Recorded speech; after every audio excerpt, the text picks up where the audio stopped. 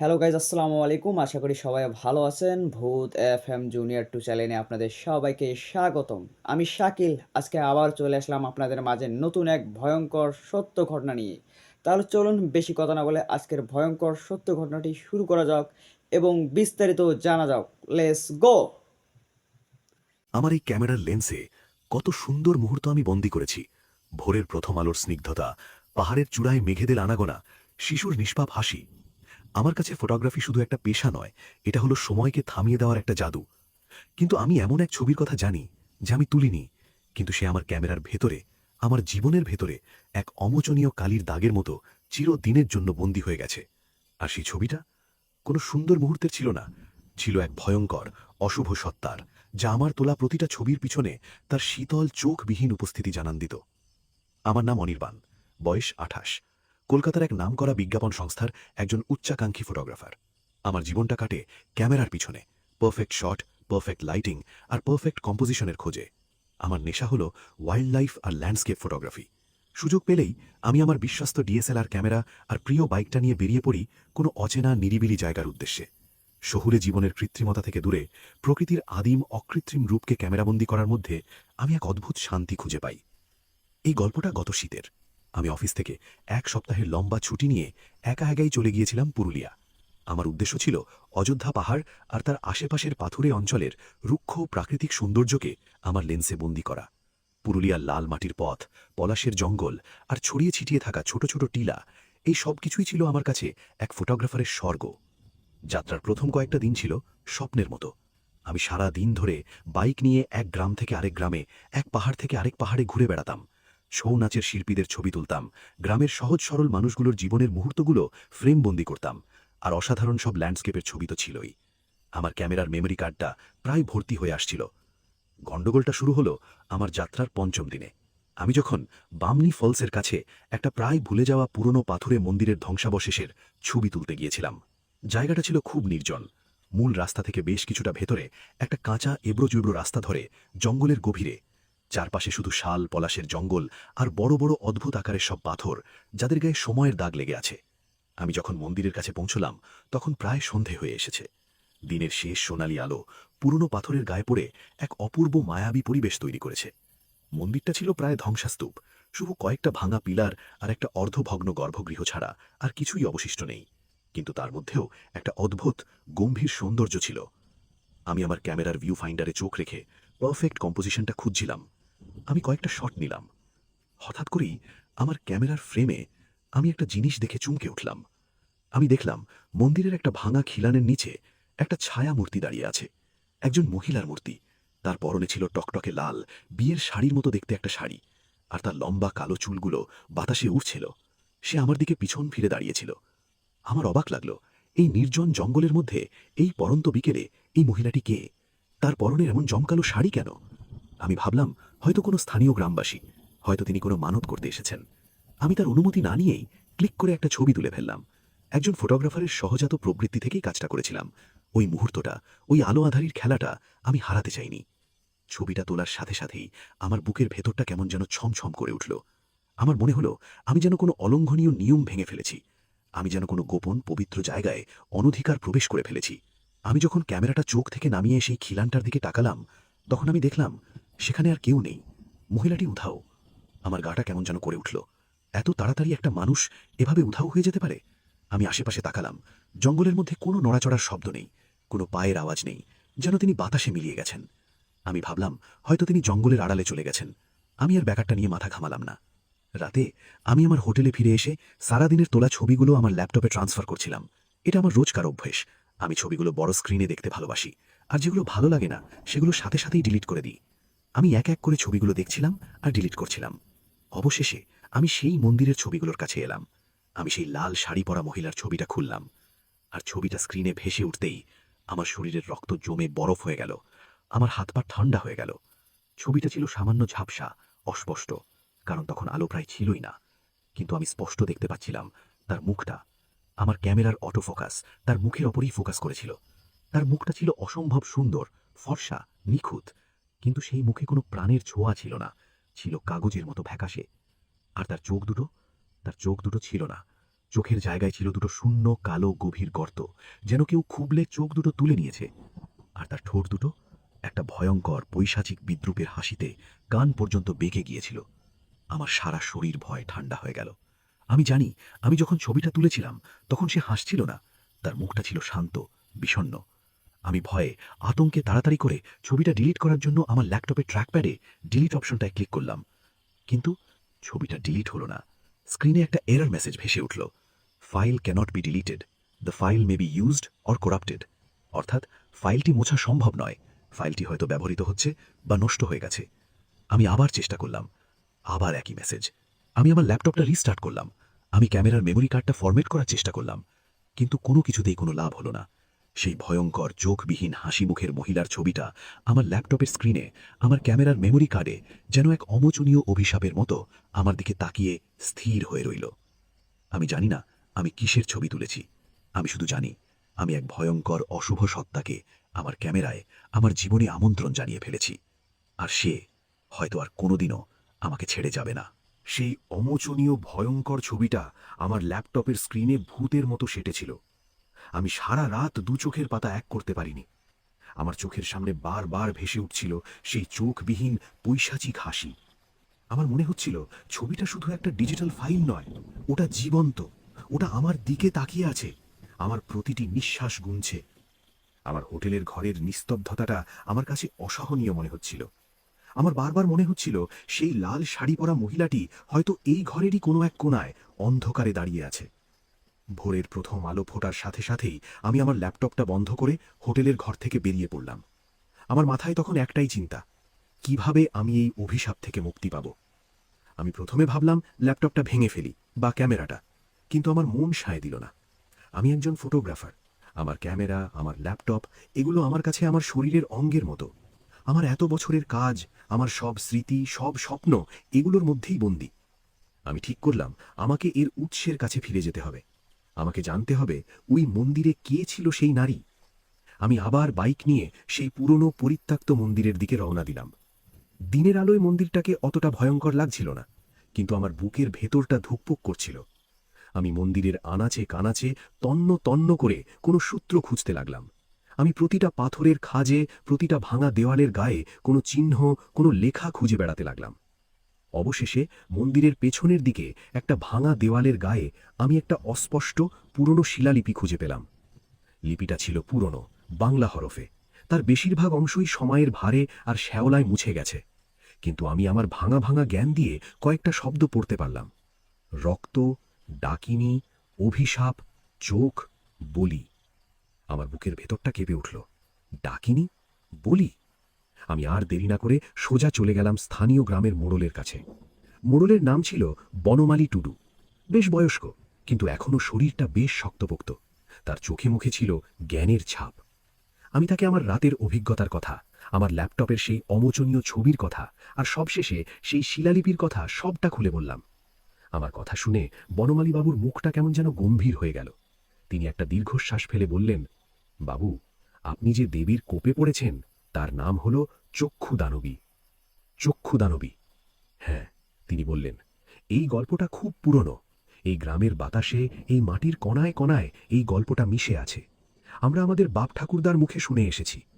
বহু যুগ আগে যখন এই অঞ্চলে রাজা মহারাজাদের শাসন ছিল, তখন এই কালীপুর গ্রাম শাসন করত এক ভয়ঙ্কর অত্যাচারী রানী।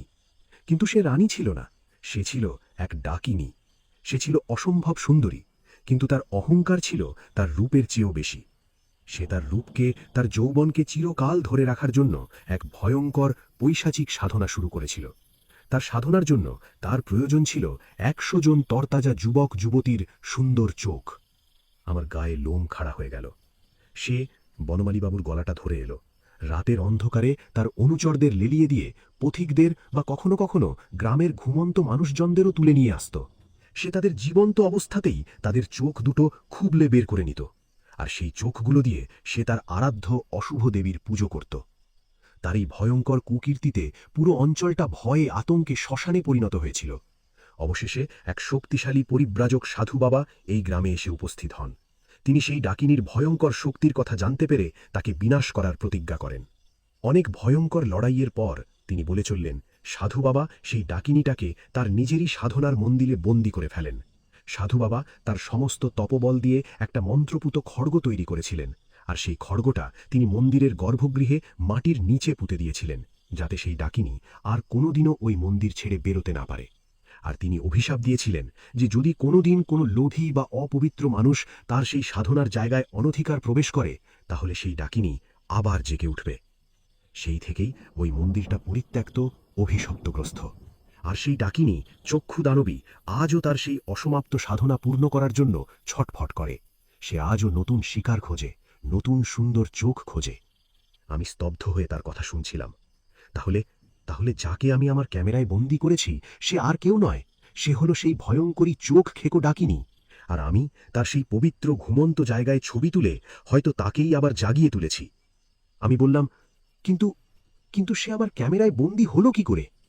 বনমালীবাবু বললেন, আমি জানি না বাবু, হয়তো আপনার ক্যামেরার ফ্ল্যাশের আলো বা আপনার ক্যামেরার লেন্সের কোনো বিশেষত্ব কোনোভাবে তার আত্মাকে আপনার ক্যামেরার ডিজিটাল ফাইলের মধ্যে আটকে ফেলেছে। আপনি হয়তো অজান্তেই সেই সাধু বাবার পুরনো বাঁধনটাকে এক নতুন আধুনিক বাঁধনে পরিণত করেছেন। আমার মাথা ঘুরছিল। আমি একজন ফটোগ্রাফার, আমি আলো নিয়ে খেলা করি, আর আজ সেই আলোই আমার জন্য কাল হয়ে দাঁড়িয়েছে। আমি কাঁপা কাঁপা গলায় বললাম, এর থেকে কি মুক্তির কোনো উপায় নেই? বনমালীবাবু বললেন, উপায় একটাই আছে। যে বাঁধনে আপনি তাকে বেঁধেছেন সেই বাঁধন দিয়েই তাকে বিনাশ করতে হবে। মানে? আপনাকে আবার সেই মন্দিরে যেতে হবে। আপনাকে সেই সাধু বাবার পুঁতে রাখা মন্ত্রপুত খড়গটা খুঁজে বের করতে হবে। তারপর তার মুখে ফুটে উঠল এক ভয়ঙ্কর দৃঢ়তা। তারপর আপনাকে সেই খড়গটা দিয়ে আপনার নিজের ল্যাপটপটাকে, অর্থাৎ যেটার মধ্যে ওই ছবিটা আছে, সেটাকে দুই খণ্ডিত করে ফেলতে হবে। তবেই ওই ছবির কারাগারটা ভাঙবে, আর তার সাথে ওই ডাকিনীর আত্মাটাও চিরদিনের জন্য বিনাশ হয়ে যাবে। আমার মুখটা ফ্যাকাশে হয়ে গেল। আমার ল্যাপটপ, আমার এত বছরের কাজ, আমার সব ছবি, আমার সব স্মৃতি। আমি জানি এটা প্রায় অসম্ভব একটা কাজ, কিন্তু আমি এটাও জানতাম যে এটা ছাড়া আর কোনো উপায় নেই। আমি যখন ভাবছি আমি কি করব, ঠিক তখনই আমার হোটেলের ঘর থেকে আমার ফোনটা বেজে উঠল। আমার এক বন্ধুর ফোন। সে কলকাতার আমার ফ্ল্যাটেই থাকে। সে ভয়ার্থ, আতঙ্কিত গলায় চিৎকার করে বলল, অনির্বাণ, সর্বনাশ হয়ে গেছে। তোর তোর ফেসবুক প্রোফাইলটা হ্যাক হয়ে গেছে। হ্যাক? হ্যাঁ, আর তোর প্রোফাইল পিকচার, ওটা বদলে গিয়ে একটা ভয়ঙ্কর চোখবিহীন মহিলার ছবি হয়ে গেছে। আর সে সে আমাদের সবাইকে, তোর ফ্রেন্ড লিস্টে থাকা সবাইকে মেসেজ করে তাদের ছবি চাইছে। বলছে তার নাকি নতুন চোখ দরকার। আমি বুঝতে পারলাম খেলা আর শুধু আমার ল্যাপটপের মধ্যে সীমাবদ্ধ নয়। চক্ষুদানবী তার ডিজিটাল কারাগার থেকে বেরিয়ে আসার জন্য এক নতুন, আরও ভয়ঙ্কর পথ খুঁজে পেয়েছে। সে এখন শুধু আমারই নয়, আমার প্রিয়জনদেরও তার শিকার বানাতে চলেছে। আমার বন্ধুর সেই ফোন কলটা আমার কাছে ছিল এক ভয়ঙ্কর সতর্কবার্তার মতো। চক্ষুদানবী আর শুধু আমার ল্যাপটপের ভেতরে বন্দী এক ডিজিটাল ফাইল নয়, সে এখন ইন্টারনেটের বিশাল, অন্তহীন জগতে ছড়িয়ে পড়তে শুরু করেছে। আমার ফেসবুক প্রোফাইলটা ছিল তার প্রথম ধাপ। আমি বুঝতে পারছিলাম আমি যদি খুব তাড়াতাড়ি কিছু না করি, তাহলে সে হয়তো এই ভার্চুয়াল জগৎটাকে ব্যবহার করে বাস্তব জগতেও তার ভয়ঙ্কর প্রভাব বিস্তার করতে শুরু করবে। আমার বন্ধুদের পাঠানো সেই মেসেজগুলো ভাবতেই আমার গা শিউরে উঠছিল। নতুন চোখ দরকার। আমি বনমালীবাবুকে সবটা খুলে বললাম। তিনি সব শুনে আরও বেশি চিন্তিত হয়ে পড়লেন। তিনি বললেন, বাবু, সর্বনাশ হয়ে গেছে। ও এখন শুধু আর একটা আত্মা নয়, ও এখন একটা ডিজিটাল ভাইরাসের মতো হয়ে গেছে। ওকে আটকানো এখন আরও কঠিন হয়ে পড়বে। ও এখন হাজার হাজার মানুষের কাছে পৌঁছে যেতে পারে। আমি বললাম, কিন্তু আমাকে পারতেই হবে কাকু, আমাকে ওই খড়গটা খুঁজে বের করতে হবে। আজ রাতেই আমরা ঠিক করলাম আমরা আর দেরি করব না। আমরা আজ রাতেই সেই মন্দিরে যাব। বনমালীবাবু গ্রামের আরও কয়েকজন সাহসী যুবককে আমাদের সাথে নিলেন। তাদের হাতে ছিল মশাল, লাঠি আর গাইতি। তাদের মুখে ছিল ভয়, কিন্তু তাদের চোখে ছিল তাদের গ্রামকে রক্ষা করার এক অদম্য জেদ।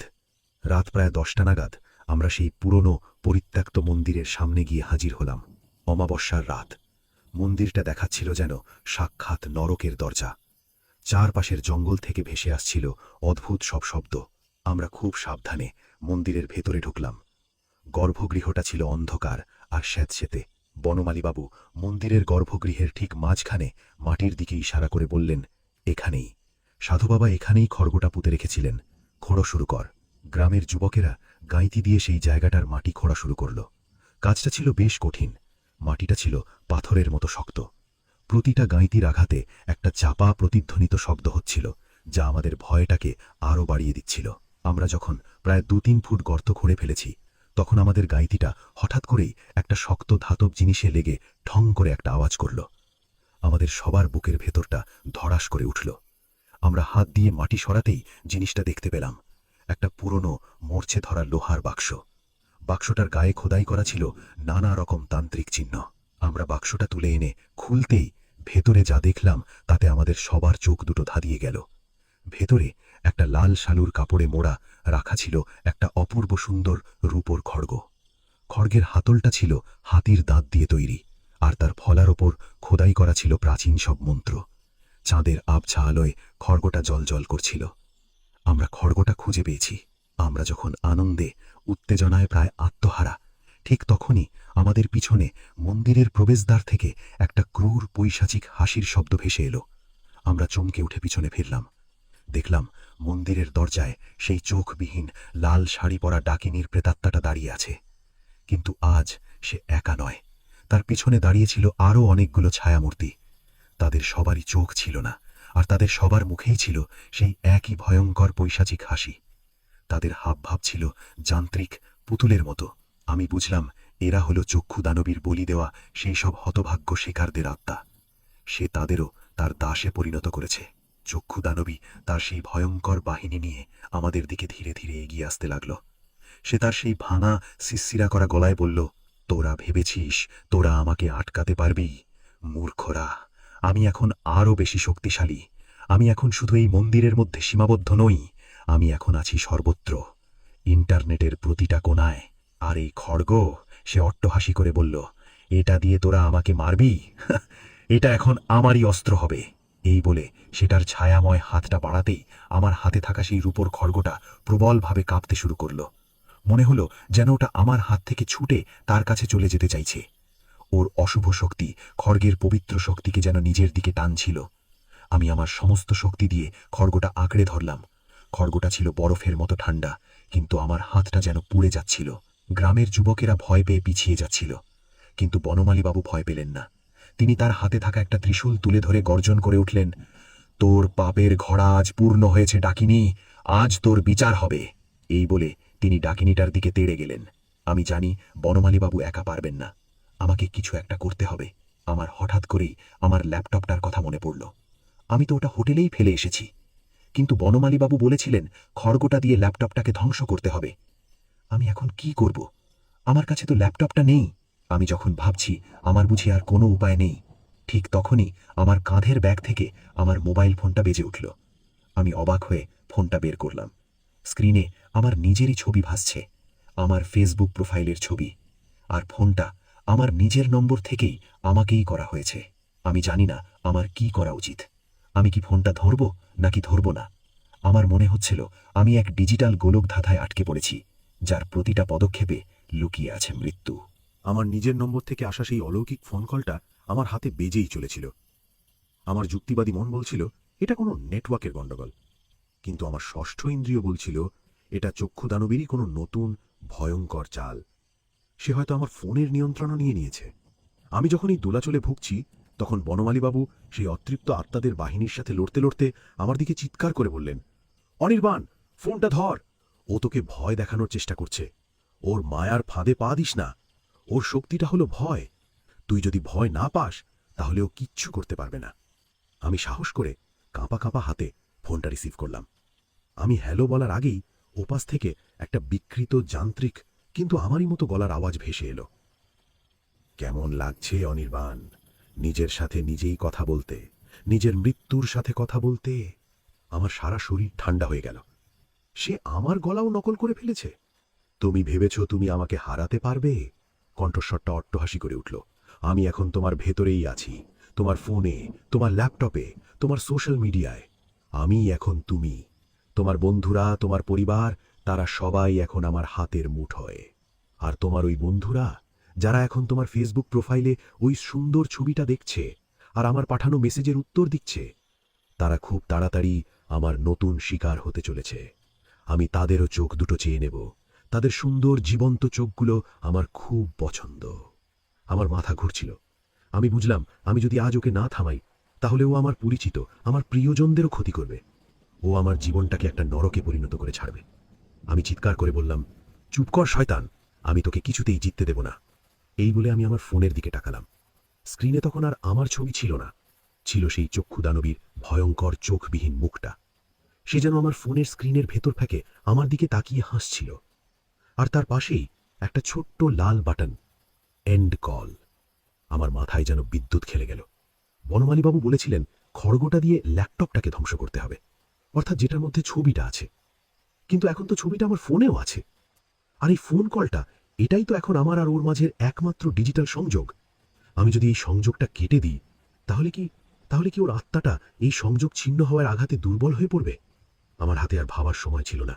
আমি আমার সমস্ত শক্তি এক করে আমার হাতে থাকা সেই পবিত্র রূপোর খড়গোটা আমার নিজের ফোনের স্ক্রিনের ওপর সজোরে বসিয়ে দিলাম। ক্র্যাক! একটা তীব্র কান ফাটানো শব্দ করে আমার ফোনের স্ক্রিনটা হাজার টুকরো হয়ে ভেঙে গেল। আর সাথে সাথেই একটা অবিশ্বাস্য অলৌকিক ঘটনা ঘটল। আমার ফোন থেকে একটা তীব্র সাদা আলো বিচ্ছুরিত হয়ে সোজা গিয়ে লাগল সেই চক্ষুদানবীর প্রেতাত্মার বুকে।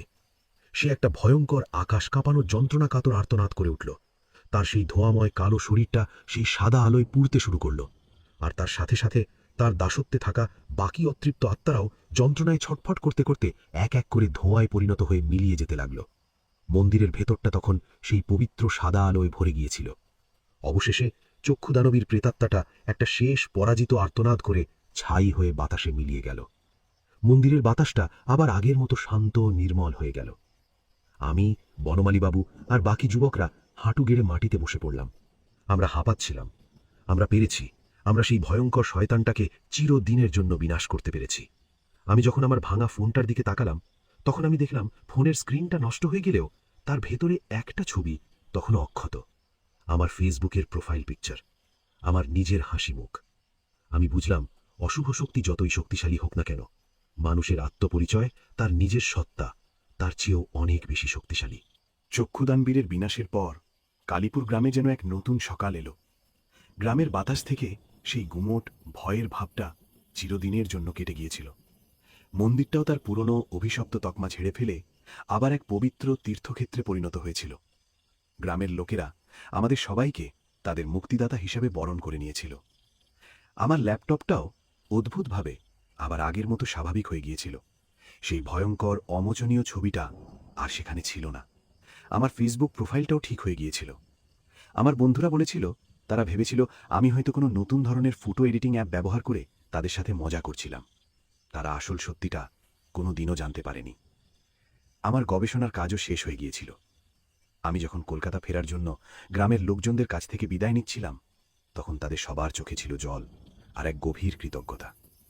বনমালীবাবু আমার মাথায় হাত রেখে আশীর্বাদ করে বলেছিলেন, তুমি শুধু আমাদের গ্রামকেই নও বাবু, তুমি হয়তো পুরো দুনিয়াটাকেই এক বড় বিপদের হাত থেকে রক্ষা করেছ। তোমার এই ঋণ আমরা কোনো দিনও শোধ করতে পারব না। সেই ঘটনার পর অনেক বছর কেটে গেছে। আমি এখন আমার পেশায় অনেক উন্নতি করেছি। আমি এখন দেশের একজন নামকরা ফটোগ্রাফার।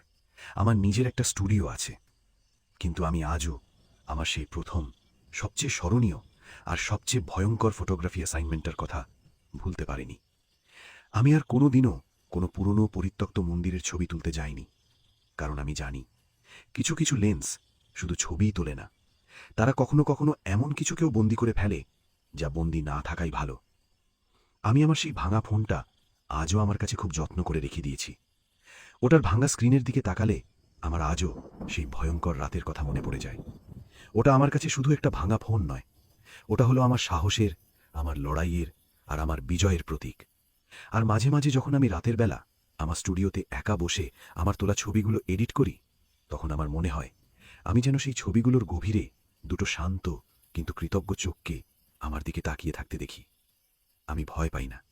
আমি জানি ওগুলো চক্ষুদানবীরের চোখ নয়, ওগুলো হলো সেই সব হতভাগ্য মুক্ত আত্মাদের চোখ, যারা হয়তো বহু দূর থেকে তাদের এই বন্ধুকে, তাদের এই মুক্তিদাতাকে নীরবে ধন্যবাদ জানিয়ে যায়। আর আমি শুধু আমার ক্যামেরার দিকে তাকিয়ে মৃদু হাসি, কারণ আমি জানি একজন ফটোগ্রাফারের আসল কাজ শুধু ছবি তোলাই নয়, কখনো কখনো কিছু ছবিকে চিরদিনের জন্য ডিলিট করে দেওয়াটাও তার কর্তব্যের মধ্যেই পড়ে। তা গাইস গল্পটা কেমন লাগলো? আশা করি গল্পটা আপনাদের কাছে ভালো লেগেছে। যারা এরকম ভৌতিক গল্প শুনতে ভালোবাসেন তারা অবশ্যই আমার ভূত এফএম জুনিয়র 2 চ্যানেলটা সাবস্ক্রাইব করে পাশে থাকবেন। এর থেকেও ভয়ঙ্কর গল্প আপনাদের সামনে নিয়ে আসবো। ততক্ষণ অবধি আপনারা ভালো থাকুন, সুস্থ থাকুন। ভূত এফএম জুনিয়র 2 চ্যানেলের সঙ্গে থাকুন। নেক্সট টাইম আবারও দেখা হবে। আল্লাহ হাফেজ।